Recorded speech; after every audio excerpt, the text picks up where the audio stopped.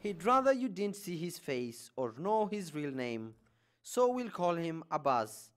And for much of his life, he made his money attacking ships in the Indian Ocean. Then one day, his luck ran out. We were 14 of us. We attacked a ship, but it was unsuccessful. We were later arrested and taken to Seychelles. I was given a 10-year jail sentence.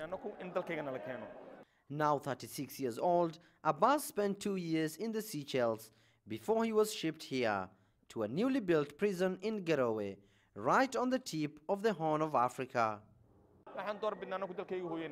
In Somalia, I feel much better. I'm in my country. I have reformed and I am ready to be reintegrated back into the society. This is the biggest pirate prison in Somalia, already home to more than 242 prisoners. Now, some of the prisoners behind me have been brought from Seychelles. They are convicted pirates set to serve their jail time here in Somalia.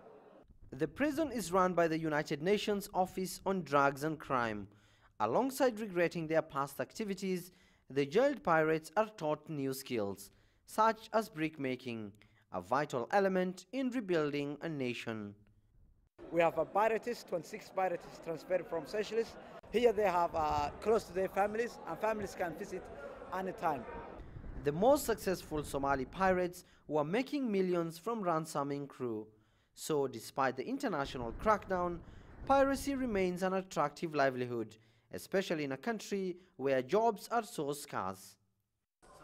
Abbas and his friends insist they have changed their ways. The big test will come, though, in the days after they are set free. Abdulaziz Bilo, CCTV, Garowe, Puntland, in northeastern Somalia.